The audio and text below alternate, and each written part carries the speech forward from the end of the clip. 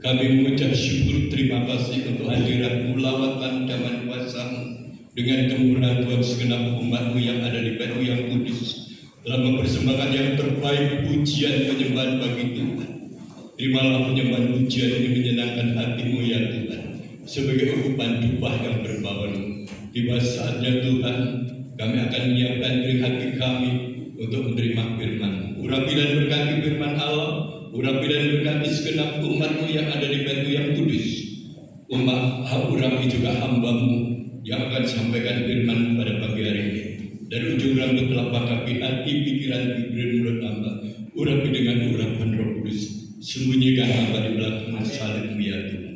Terima kasih, kami tetap mohon pimpinan Tuhan, pertengahan ibadah hingga akhirnya, kami tetap mohon pimpinan. Terima kasih Tuhan, segala puja dan puji syukur, hormat, kemuliaan, kebesarannya, hamba persembahkan bagi Bapa Allah yang bertata di kerajaan surga. Kami beritakan firman Allah pada pagi hari ini, hanya di dalam nama Bapa, Putra, dan Roh Kudus, Tuhan Yesus Kristus, Juru Selamat kami. Haleluya, amin. Silakan duduk.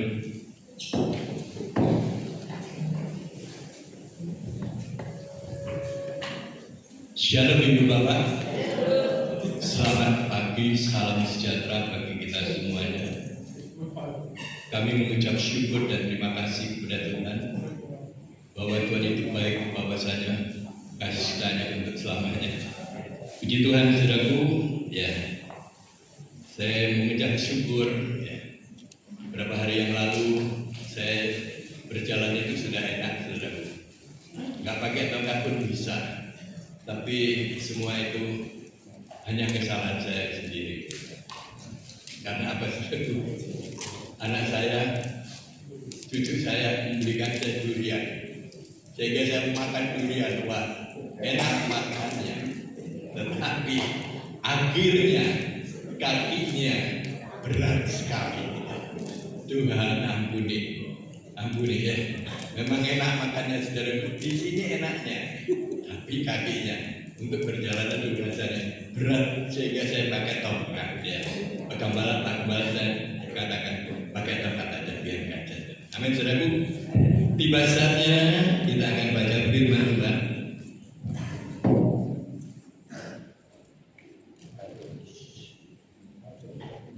Pembacaan firman Tuhan terdapat di dalam Injil Matius pasal yang kelima, ayat yang ke-13 sampai ayat yang ke-16.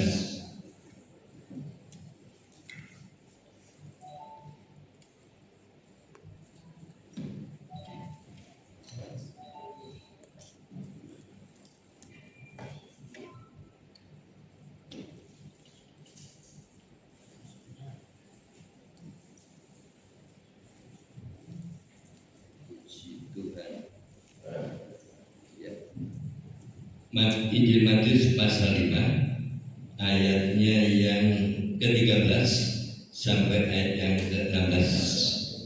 Mari kita akan baca, mari kita sama-sama bangkit berdiri. Kita akan menghormati firman Allah pada pagi hari ini. Injil Matius pasal 5 ayat 13 sampai ayat yang ke-16. Saya baca ayat 13, Ibu Bapak membaca ayat yang ke-14. Nanti 15 saya dan 16 Ibu Bapak, dan kita aminkan bersama-sama.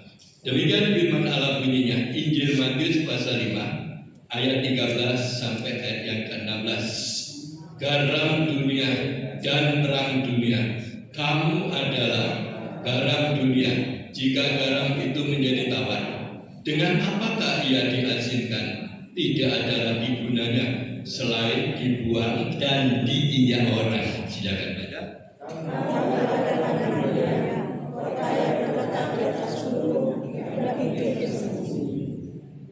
Lagi pula orang tidak menyalakan pelita lalu meletakkannya di bawah kantang, melainkan di atas kaki dia, sehingga menerangi semua orang di dalam rumah itu. Kita baca bersama, demikianlah hendaklah terang bercahaya di depan orang supaya mereka melihat perbuatan yang baik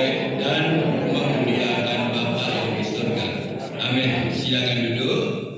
Berbahagia sekali Ibu Bapak yang sudah membaca nas Alkitab ini, yaitu Injil Matius pasal 5 ayatnya yang ke-13 sampai yang ke-16.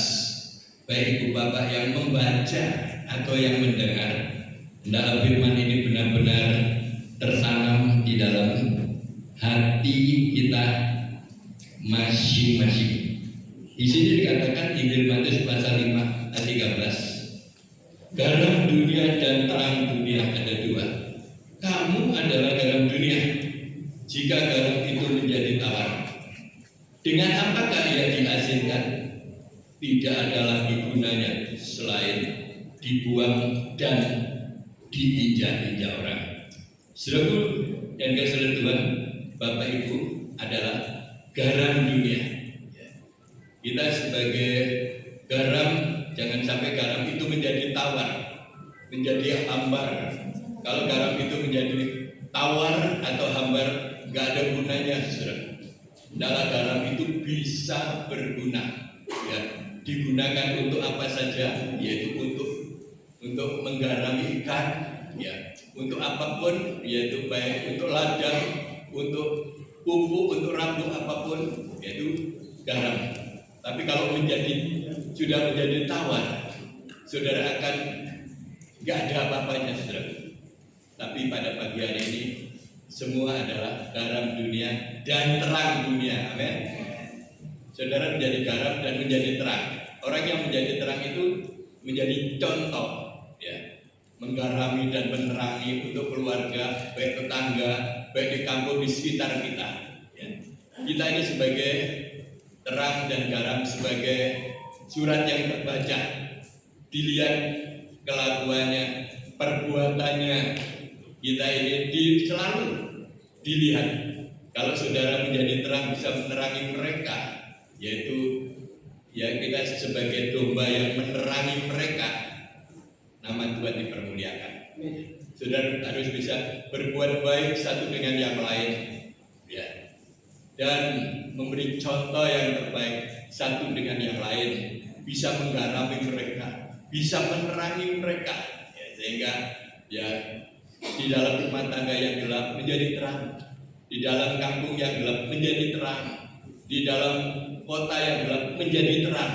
Karena apa? Kita terang dunia dan garam dunia. Dan di sini juga dikatakan di dalam Injil Lukas pasal yang ke-14 ayatnya yang ke-34 dan 35. Injil Lukas pasal yang ke-14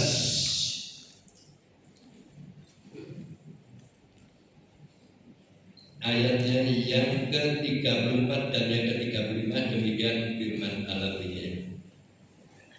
Ya, 14 ayat 35, ayat 34 dan 35. Injil Lukas pasal 14 ayat 34 dan 35, demikian firman Allah bunyinya. Garam memang baik, tetapi jika garam juga menjadi tawar, dengan apakah ia diasinkan? Tidak ada lagi gunanya, baik untuk ladang maupun untuk pupuk, dan orang membuangnya saja. Siapa mempunyai telinga untuk mendengar, hendaklah ia mendengar. Saudaraku dikasih Tuhan di sini, garam memang baik, ya, tetapi jika garam juga menjadi tawar, dengan apakah bisa diasinkan? Ya, nggak ada gunanya, saudaraku. Ya, dibuang, diinjak-injak, karena nggak ada gunanya. Makanya itu garam itu baik, hendaklah garam itu tetap tinggal di dalam kehidupan kita, ya, untuk mengasihani apapun, ya, untuk pokoknya saudara jangan sampai hambar, jangan sampai menjadi tawar. Kalau saudara menjadi hambar, menjadi tawar, nanti akibatnya apa? Karena di sini firman Tuhan mengatakan demikian. Hendaklah kamu selalu mempunyai garam dalam dirimu dan selalu hidup berdamai yang seorang dengan yang lain. Kalau orang mempunyai garam, hidup kita bisa berdamai. Tapi kalau orang itu tidak mempunyai garam, hidup mereka tidak bisa berdamai. Musuhan satu dengan yang lain, tidak bisa mengampuni. Coba kita lihat di dalam Injil Markus pasal 9 ayat yang ke-50. Injil Markus pasal 9 ayat yang ke-50. Demikian firman Allah. Garam memang baik, tetapi jika garam menjadi hambar, dengan apakah kamu mengasinkannya? Hendaklah kamu selalu mempunyai garam di dalam dirimu dan selalu hidup berdamai yang seorang dengan yang lain. Garam harus ada di dalam hati hidup saudara. Kalau ada garam, hidup saudara bisa berdamai satu dengan yang lain. Tapi kalau garam itu menjadi hambar, nggak bisa berdamai, musuhan, nggak bisa mengampuni. Ya. Tetapi pada pagi hari kita bukan mengajar, tapi kita sama belajar. Mari yang ada garamnya ini bisa berdamai satu dengan yang lain. Amin, saudaraku. Mau berdamai dengan menantu saudara, dengan anak saudara, dengan tetangga saudara. Ya. Kalau saudara mau berdamai, saudara berarti ada garamnya. Tetapi kalau tidak mau berdamai, hambar, nggak ada garam dan tidak ada apa-apanya. Saudaraku yang dikasihi oleh Tuhan, mengapa? Jadi sini dikatakan, hendaklah kamu selalu mempunyai garam dalam dirimu dan selalu hidup berdamai yang seorang dengan yang lain. Selanjutnya, kalau garam itu menghambar, garam itu tidak ada gunanya, saudaraku. Karena di sini dikatakan, yaitu mengapa tidak berguna? Karena kurang kasih, tak berguna, hambar, tidak mau berdamai, tidak ada kasih, kurang kasih. Coba kita baca di dalam Injil Matius pasal 4 ke 24 ayat 12 sampai 13. Mengapa garam itu tidak berguna? Karena mengapa garam itu hambar? Karena kurang kasih dan tidak berguna. Coba kita baca di dalam Injil Matius 24 ayat 12 sampai ayat yang ke-13. Dan karena makin bertambahnya kedurhakaan, durhaka, maka kasih kebanyakan orang akan menjadi dingin.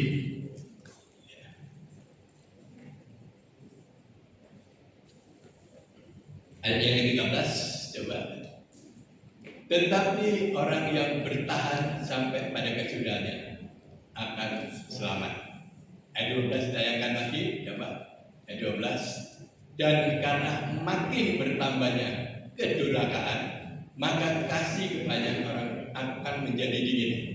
Itu berarti garamnya sudah hambar, tidak berguna, dan kasih itu menjadi dingin. Gak mau berdamai satu dengan yang lain. Gak ada kasih sama sekali. Karena Tuhan sudah mengajarkan kepada kita, kasihlah musuhmu, kasihlah sesama manusia seperti dirimu sendiri. Itu Tuhan mengajarkan seperti itu. Mengapa kasih itu tidak berguna? Karena kasih yaitu, dan karena makin bertambahnya kedurhakaan. Ya, banyak orang durhaka, deroboh katanya orang Surabaya. Durhaka dengan orang tua, dengan siapapun, itu berarti garamnya sudah hambar. Ya, maka kasih kebanyakan orang akan menjadi dingin. Ya, gak mau tahu satu dengan yang lain. Ya. Tetapi kalau ada garam, kita ada kasih. Ya. Tidak bisa berdamai, mengasihi satu dengan yang lain, mendoakan satu dengan yang lain. Ya. Akibatnya kalau garam itu tidak berguna, karena kedurhakaan kita, ya kebanyakan orang akan kasih itu akan menjadi dingin. Ya, saudara yang dikasihi oleh Tuhan, coba kita baca di dalam surat 1 Korintus 13 ayat 1 sampai ayat keempat. Surat 1 Korintus 13 ayat 1 sampai yang keempat.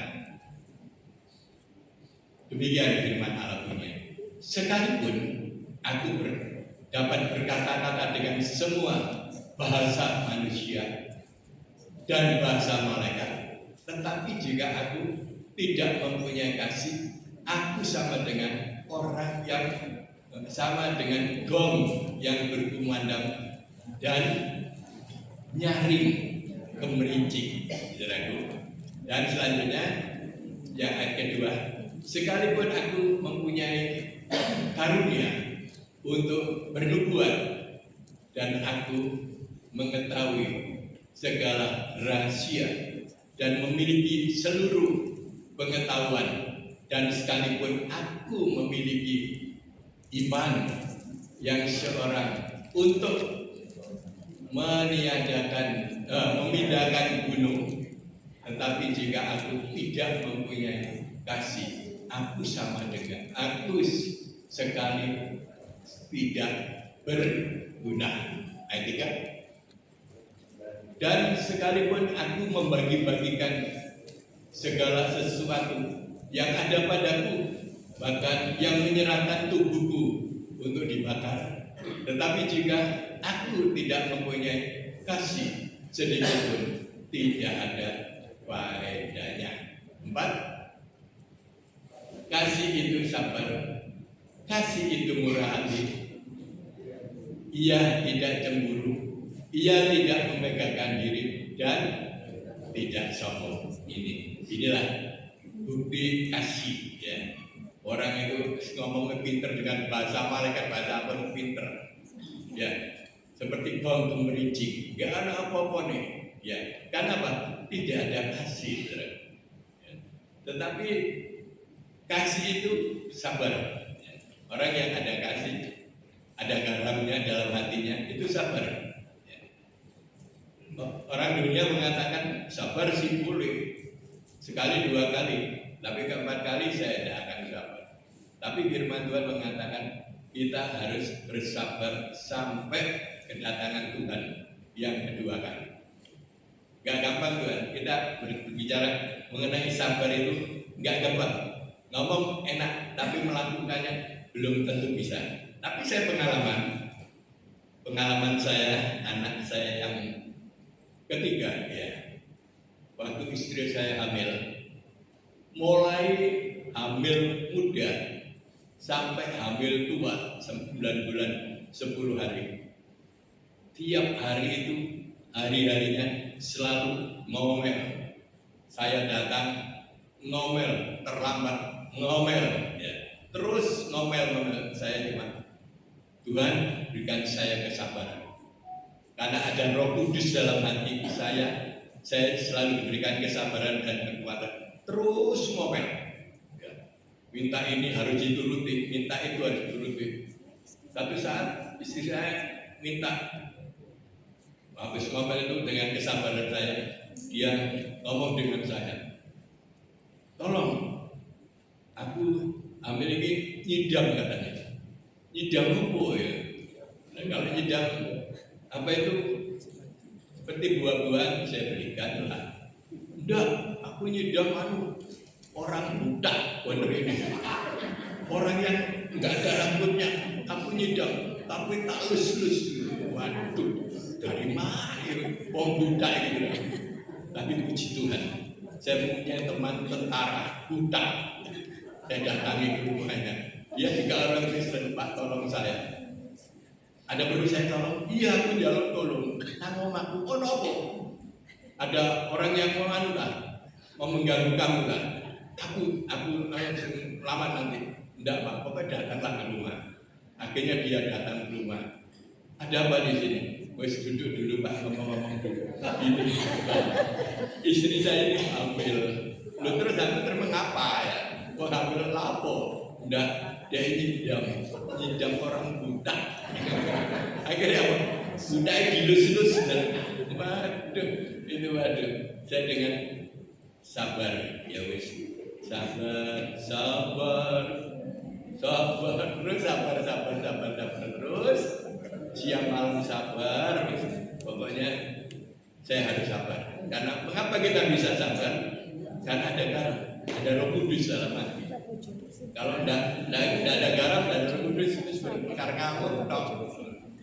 Karena orang dia marah terus, baik saya datang terlambat, tidak terlambat, pelayanan terlambat, pernah pelayanan sampai sepeda saya itu bocor, cari tukang tambal itu nggak ada.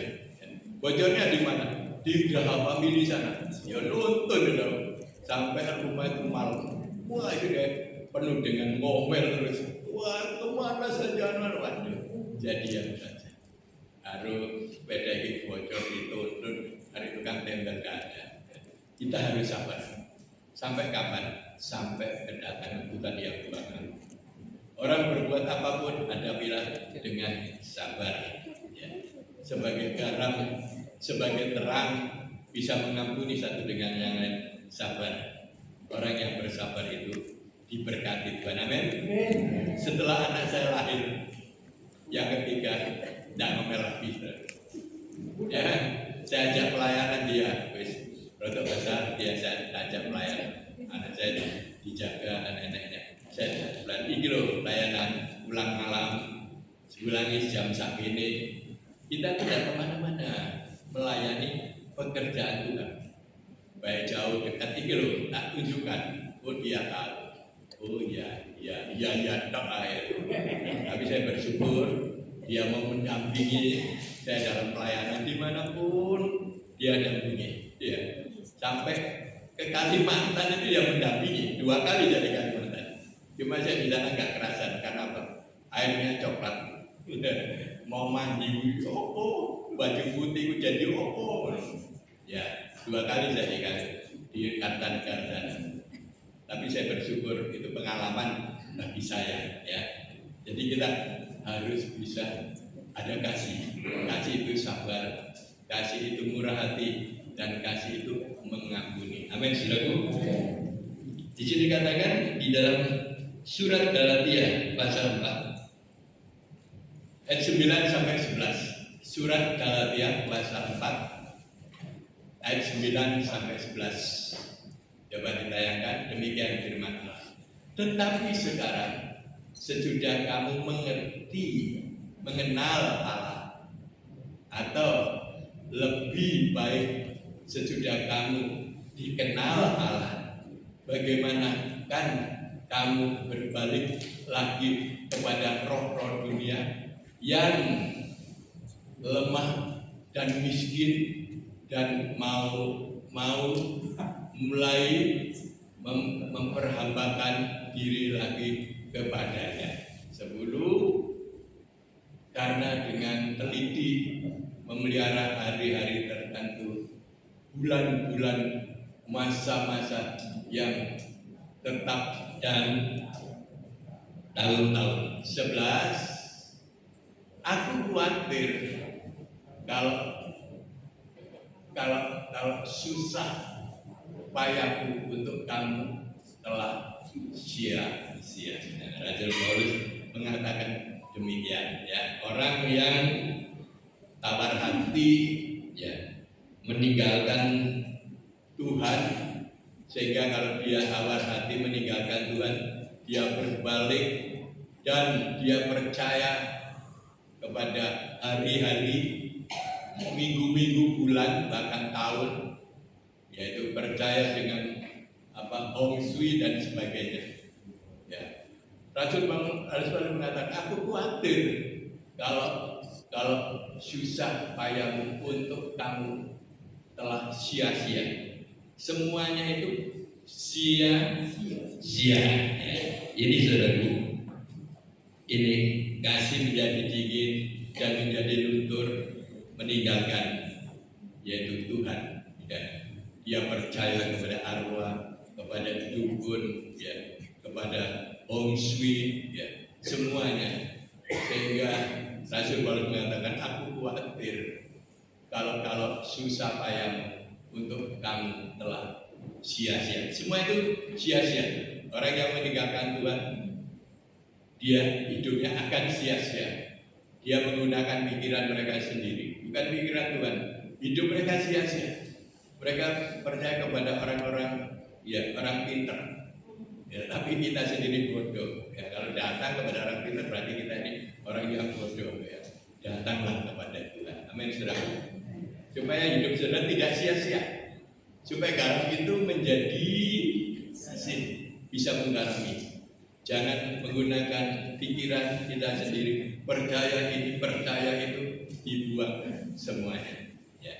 Dalam hidup kita ini dijalani bersama dengan Tuhan. Ya, jangan jauh dari Tuhan, jangan meninggalkan Tuhan. Jalani hidup ini, ya, dengan Tuhan, dengan mengucap syukur, dan kita nikmati hidup ini. Jangan nggak bisa dinikmati. Kalau saudara bisa menikmati hidup saudara, berarti saudara ada garamnya. Ya, orang yang nggak bisa menikmati hidupnya, dia akan mengeluh, banyak komen, banyak pikiran, itu tidak ada garam. Tetapi kalau orang yang ada garamnya, apapun yang terjadi hidup ini, wis tak lakoni, mengucap syukur apapun yang terjadi, dan kita nikmati hidup ini. Amin, saudara. Amin. Mau saudara menjalani hidup ini bersama dengan Tuhan. Tahun 2026, tahun kemenangan, tahun keberhasilan untuk saudara dan saya. Hendaklah saudara, yaitu mengucap syukur, berjalan bersama dengan Tuhan, mengucap syukur, dan kita nikmati hidup ini. Ya, kita sudah melewati tahun 2025, memasuki tahun 2026. Minggu yang ketiga ini, ya. Saya tahun 2025 itu, banyak, yaitu liku-liku yang saya alami, tabrakan, ya, saraf kejepit, ya, terus apalagi, wis macam-macam, ya, mau mati, ya, keracunan makan. Saat sekarang masih hidup bisa bertemu saudara, ini karena kemurahan Tuhan. Saya tetap syukuri.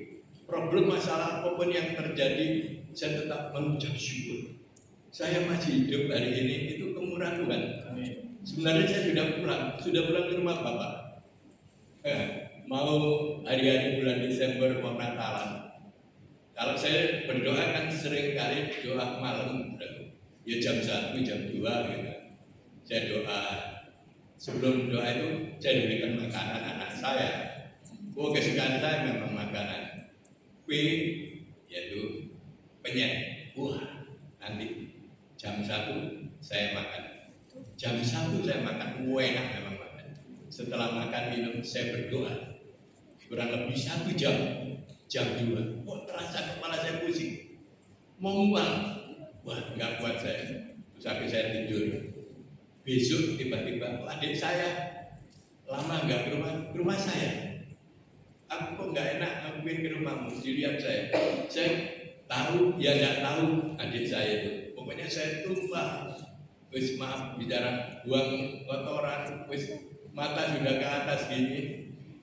Adik saya telepon, tetangga saya telepon kepada anak saya nomor 1. Dia datang, dilihat saya kata, Bapak sudah nggak sadar, matanya sudah ke atas. Katanya saya dipukuli tangan saya, kaki saya. Wis bapaknya tumpah semuanya, terus buang kotoran sampai spray itu, selimut semua dibuang semuanya. Saya dimandiin, saya juga tidak terasa.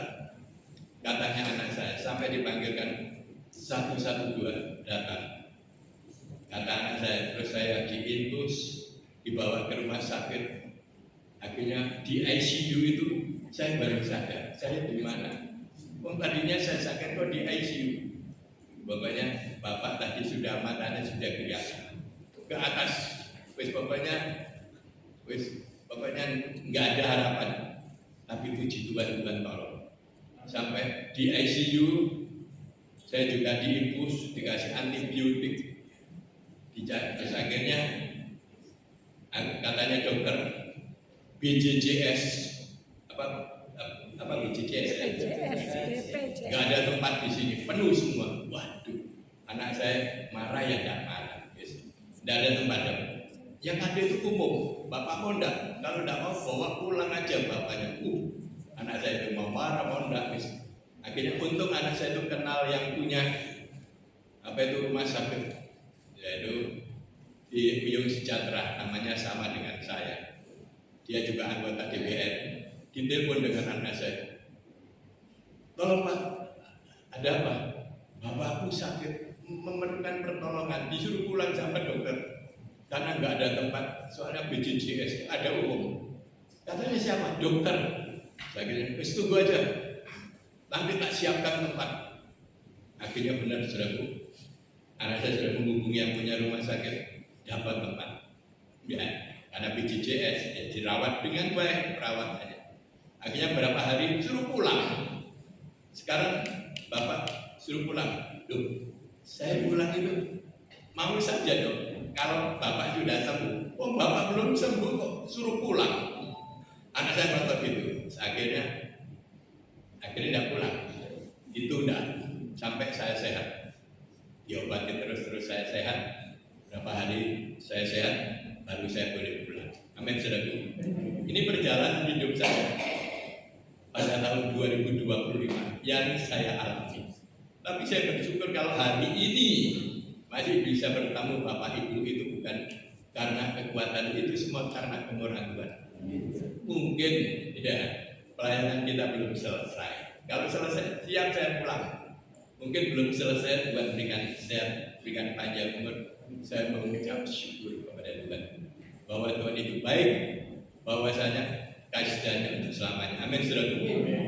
Begitu juga dengan saya saraf kejepit, ya.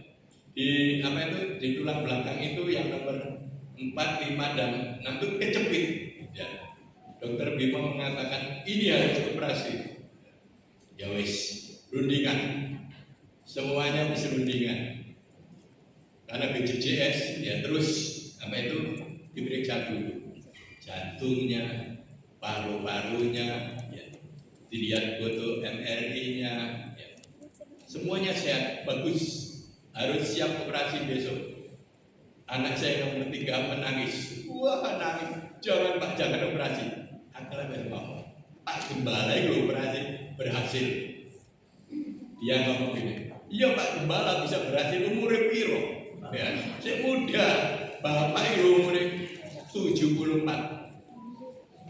Bapak Gembala bisa berhasil. Dia contoh gitu. Dulu dokter Paulus masih mari operasi malah kayak somlang. Ya Bapak, operasi atau enggak? Warna saya nangis. Terus akhirnya nggak jadi operasi. Tapi pihak saya sakit udah kuaku. Ya apa gitu. Tapi puji Tuhan, karena ada kabar baik. Suhu Ayu, tukang apa itu? Apa itu? Tusuk jarum. Apa itu namanya tusuk jarum itu? Ya, pokoknya tusuk jarum. Saya dibawa ke sana, anak saya. Bong suhu Ayu ke sini. Ayo Pak, tusuk jarum. Bisa. Ya wis. Karena saya diajak dengan anak saya nomor 1, ya wis nomor baik. Dengan anak saya nomor 3 sampai di sana dilihatkan fotonya sama suhu Ayu ini. Ya wis tidur. Akhirnya apa itu ditusuk jarum. Jarum itu dobone sak bagus wajar. Dan dia gitu. Ditusuk di belakang saya. Pertama kali ditusuk 22 kali. Cus, sakit aja. Begitu tusuk bergetar, sudah tubuh bergetar. Ditusuk lagi. Kalau tusuk jarum biasa itu kan kecil, itu panjang. Ini tidak pakai setrum, diginikan pokoknya terus besar seluruh tubuh. Itu kurang lebih 22 kali. Saya sampai penjuru itu, rasanya nggak kuat. Puji Tuhan. Nanti ya hari yang ketiga, karena saya 3 hari di sini, datang untuk kontrol baik. Yang ketiga kalinya ditusuk lagi 20 kali, aduh rasanya. Tapi puji Tuhan. Setelah itu suhu Ayu ngomong, wis ini terakhir saya di Surabaya, sebentar saya akan terbang ke Manado. Ya, yang penting saya pesan ojo makan ketan, jangan minum air degan. Wis itu aja selama hidupmu. Puji Tuhan saudaraku. Akhirnya pinggang saya sudah tidak sakit, nggak kaku, tinggal pemulihan jalannya saja. Amin saudaraku. Ya, semua itu karena kemurahan Tuhan. pinggangnya sudah tidak sakit. Ya, tadinya sakit, waduh rasanya. Tapi sekarang sudah tidak sakit. Tinggal belajar berjalan. Katanya ayo berjalan. Belajar. Gak langsung sembuh. Harus belajar. Ya wis tak turuti. Harus berjemur. Ya wis tak turuti. Saya bersyukur ya. Karena semua itu jalannya Tuhan. Kita mati operasi Tuhan tidak izinkan, tapi ada jalan yang lain. Yaitu melalui ayung itu sudah lebih. Tapi saya bersyukur saya bisa berdiri dengan baik karena berjalannya roda syok-syok karena saya salah makan. Ya, tadinya nggak seperti itu jalannya karena makan durian. Karena bulan-bulan ini bulan musim durian, ya, makannya enak, tapi setelah makan kakinya nggak enak. Begitu kan? Selanjutnya saudaraku, itu tadi yaitu garam yang tidak berguna. Sekarang agar garam bisa berguna, bagaimana garam itu bisa berguna? Firman Tuhan mengatakan, tinggallah di dalam aku. Coba kita baca di dalam Injil Yohanes 15 ayat 6 dan 7. Agar garam bisa berguna, tinggallah di dalam Tuhan Yesus Kristus. Injil Yohanes 15 ayat 6 dan 7. Demikian firman Tuhan. Barang siapa tidak tinggal di dalam aku, ia dibuang keluar seperti ranting dan menjadi kering. Kemudian dikumpulkan orang dan dicampakkan ke dalam api lalu dibakar.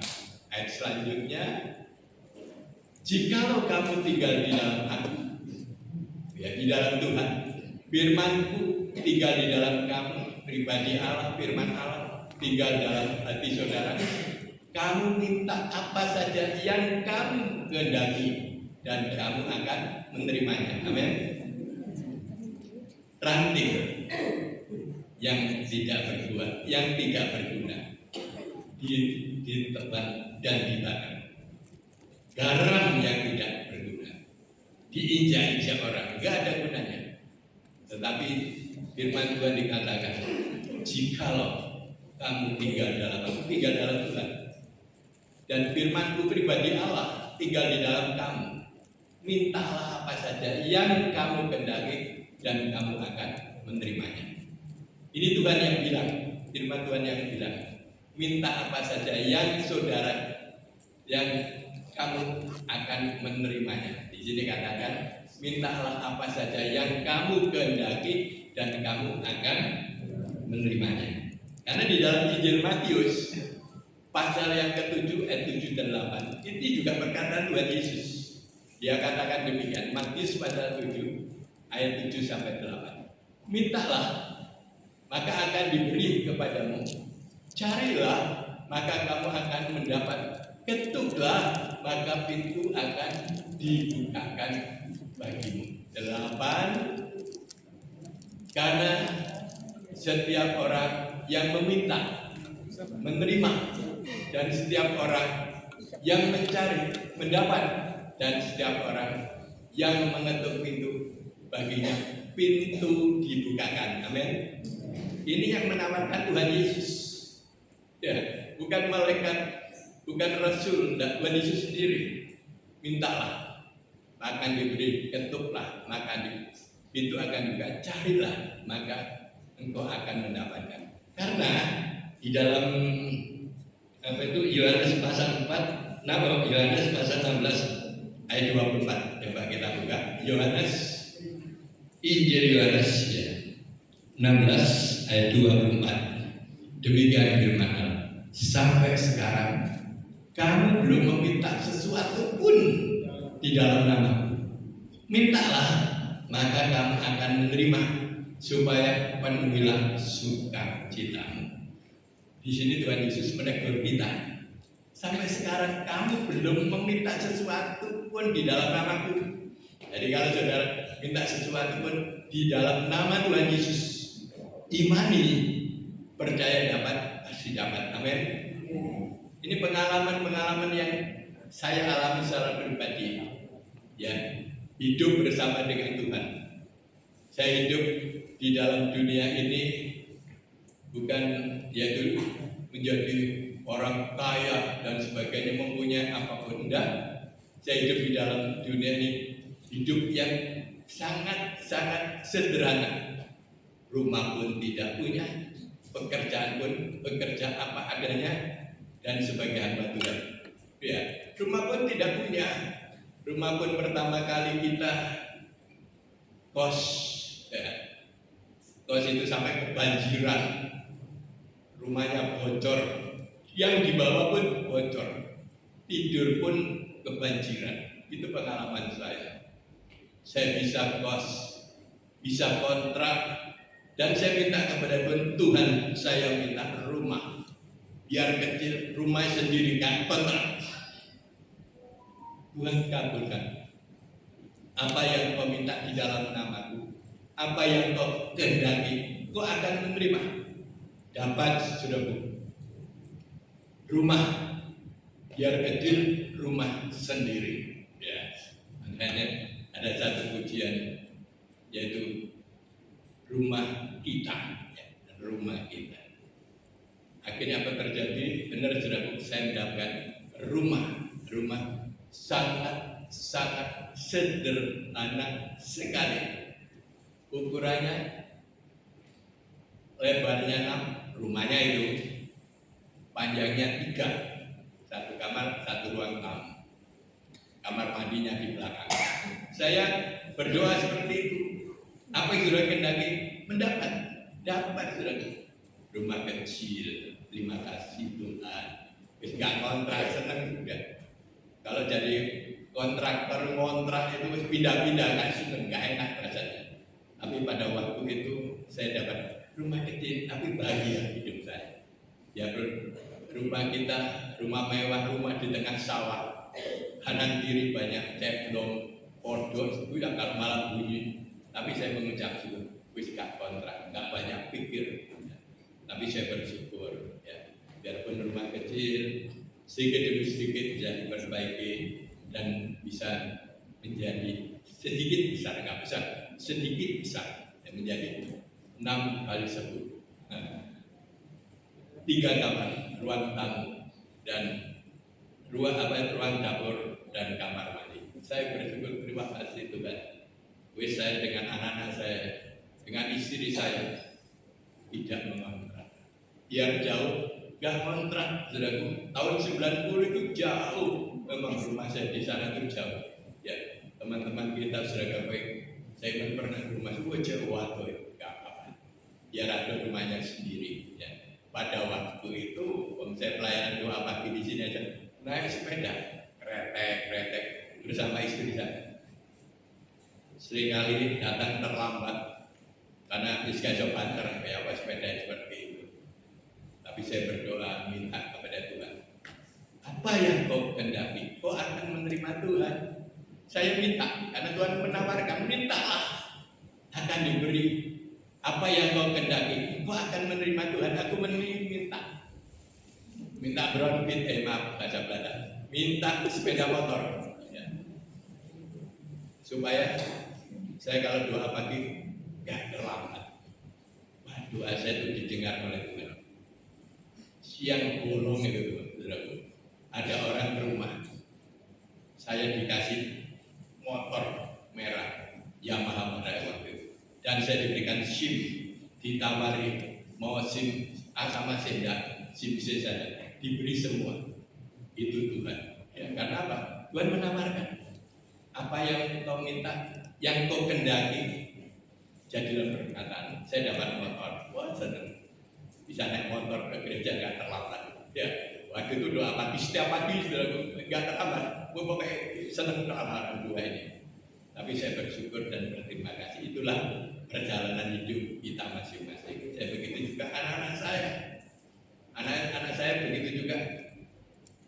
Tugas saya sekolahkan supaya menjadi pinter dan bisa bekerja dan mendapatkan jodoh. Dia mendapatkan jodoh, ya. Pak, saya mau nikah dengan anak ini dari sini, ya tolong Pak didoakan. Ya saya restui dia nikah. Setelah nikah saya ngomong, kalau sudah nikah nggak boleh kumpul dengan orang tua, karena firman Tuhan katakan, yaitu tinggalkan kedua orang tuamu, bersatulah dengan istrimu. Ya, tinggalkan, saya katakan itu. Anak yang nomor 1, saya katakan itu. Lek ada kabar baik, kabari orang tua, seneng. Kalau tidak ada kabar, buru aja dikabari. Ya, saya doakan anak saya, Pak, saya masih kos. Ya puji Tuhan, kamu bekerja yang baik, yang jujur. Ya. Terus akhirnya dia ngomong lagi, Pak, sekarang saya bisa kontrak. Puji Tuhan. Terus berapa tahun kemudian ngomong lagi, Pak, saya sudah beli rumah. Puji Tuhan. Karena apa yang kita minta, apa yang kita kehendaki, Tuhan akan berikan. Anak-anak saya mintakan kepada Tuhan supaya dia diberkati. Semua. Yang kedua, yang begitu nikah, tinggalkan orang tua, nggak boleh campur. Bukan papa mama kejem, enggak. Ayo berdiri di kaki sendiri. Benar, kalau dia bisa rumah tangga sendiri, berjuang sendiri. Ya, kabar baik dikabari orang tua. Kalau susah jangan dikabari yang bunda. Senang. Semuanya anak-anak saya menurut. Ya, akhirnya semua pun bisa mendapatkan rumah satu persatu. Semua anak 4 bisa rumah satu persatu, sehingga saya di rumah sendirian. Tapi saya bukan sendiri, tapi bersama dengan Tuhan Yesus. Amin. Tepuk tangan Tuhan. Ini perjalanan hidup kita bersama-sama dengan Tuhan, dan kita harus mengerti tentang bahasanya Tuhan. Ada orang yang ngomong, aku berdoa, minta sama Tuhan, Tuhan kok belum kasih, tunggu. Waktu kita bukan waktunya Tuhan. Tuhan akan yang terbaik, endingnya yang terbaik. Kadang-kadang kita itu tidak mau menunggu, jauh instan, ya, sadek gitu katanya. Tapi Tuhan kata, waktumu bukan waktumu, akan memberikan waktu yang terbaik untukmu. Jikalau kamu tinggal di dalam aku, firmanku di dalam kamu, mintalah apa saja yang kau kendaki, sudah kendaki, kau pasti akan menerimanya. Amin. Puji Tuhan. Saudara yang dikasih oleh Tuhan, kita sekarang ayat yang terakhir aja. Ya. Bagaimana garam itu bisa berguna dan tidak hambar? Hendaklah kita bisa, yang bagian terakhir, menguasai diri dan melatihnya. Ya, jadi kalau garam itu bisa asin, ya kita harus bisa menguasai diri dan melatihnya. Enggak gampang marah, enggak gampang emosi. Orang yang gampang marah, emosi itu tidak ada garam. Tapi kalau ada garamnya, wah, rendah hati, mengucap syukur, dijalani hidup itu dengan baik. Di sini garam memang baik. Kalau garam tetap baik, harus bisa menguasai diri dan melatihnya. Jadi menguasai diri dan melatihnya. Jadi berarti seorang, yaitu pertandingan dilatih. Bagaimana caranya kita bisa menang? Bagaimana caranya kita mendapatkan piala? Coba kita baca di dalam surat 1 Korintus pasal yang ke-9 ayatnya yang ke-25 sampai ayat ke-27. Demikian firman Allah bunyinya. Surat 1 Korintus 9 ayat 25 sampai 27. Tiap-tiap orang yang turut mengambil bagian dalam pertandingan, menguasai dirinya dalam segala hal, mereka berbuat demikian untuk memperoleh sesuatu mahkota yang mana, tetapi kita untuk memperoleh suatu mahkota yang abadi.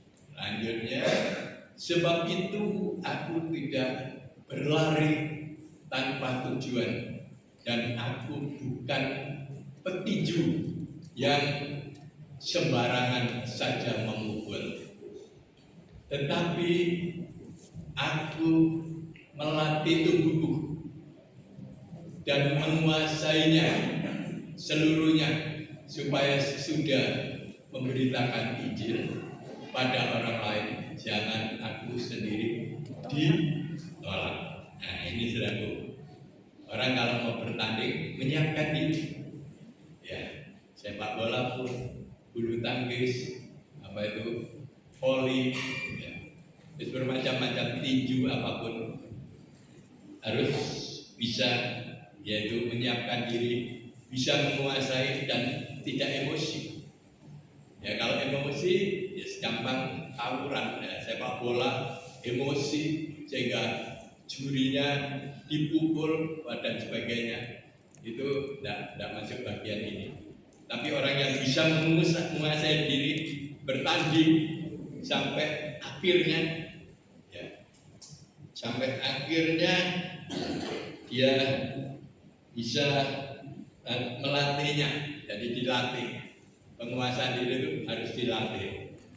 Biasanya orang suka emosi itu orang nggak, harus dilatih, harus bisa menguasai diri. Jadi kalau mau marah, haleluya, mau marah lagi, haleluya, menguasai diri. Yang emosi, ngamuk berantakan seperti ya apa ya, berantakan yudo ya, jangan. Tapi di sini tidak ada, di luar sana aja. Amin. Bagian terakhir itu dalam bisa menguasai diri dan melatihnya. Jadi dilatih, semua latih maju dalam pertandingan sampai akhir nanti. Dilatih bisa menguasai diri, jangan banyak emosi, ya, jangan banyak ya bermacam-macam, dibuang semuanya. Menguasai diri dilatih perlahan-lahan. Saya yakin kalau saudara banyak latihan, saudara akan menang. Lari pun akan menang.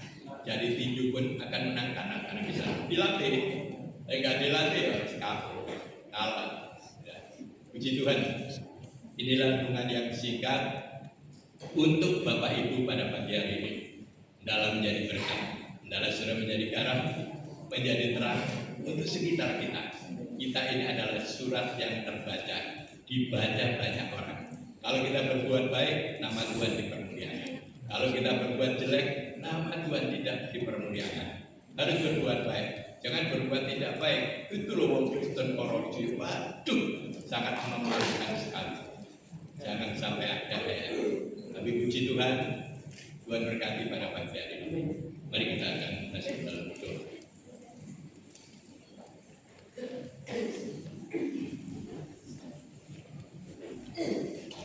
Kita undang pemain musik segenap, yaitu leader maupun singer. Kita akan menaikkan pujian pada pagi hari ini. Mari Ibu Bapak bangkit berdiri, saya mohon kita naikkan satu pujian. Kita ini adalah terang dunia dan garam dunia, menjadi contoh satu dengan yang lain. Haleluya, lama sadara bakuya. Oh haleluya, haleluya. Kasih yang sempurna telah ku terima darimu, bukan karena kebaikanku,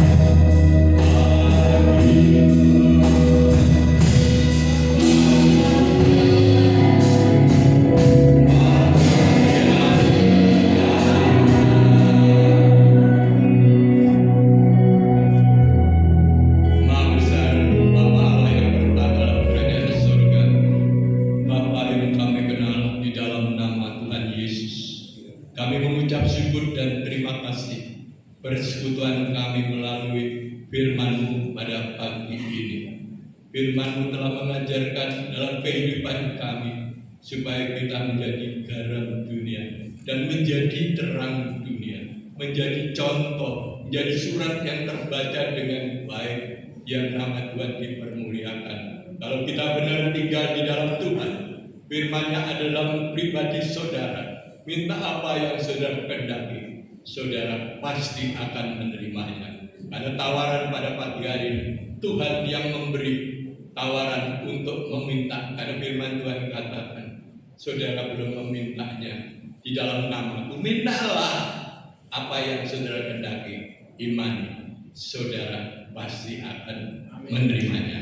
Terima kasih. Sebagai garam harus bisa menguasai diri dan melatihnya, supaya kami mendapatkan mahkota abadi pertandingan kita yang sudah selesai. Hamba-Mu boleh berhenti berbicara ya Tuhan.